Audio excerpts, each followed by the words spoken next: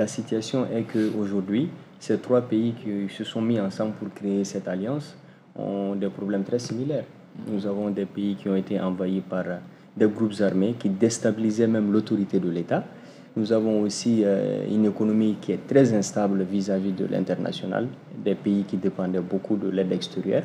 Et on se disait que ce sont des pays qui ne peuvent pas se développer sans l'extérieur. Et aussi, on avait un peu une main, il faut le dire, à un moment donné, une main invisible de la puissance extérieure qui était là, qui s'ingérait dans la gestion de la chose publique.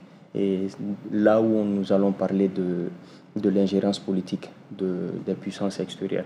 Donc à un moment donné, il fallait vraiment que ces États prennent le devant, agissent.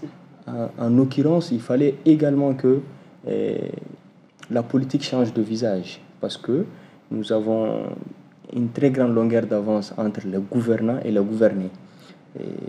Ce qui a toujours provoqué chez nous une instabilité politique qui conduit toujours à une instabilité sécuritaire. Dans cette zone qu'aujourd'hui on a peur, et tantôt j'entends d'autres qui disent que la nouvelle Afghanistan se dessine chez nous. Donc il fallait vraiment prendre le devant, il fallait agir. Mais il faut aussi reconnaître que tout n'est pas rose. Le travail a commencé, mais il reste encore beaucoup d'autres choses à faire pour que les choses puissent avancer. D'accord.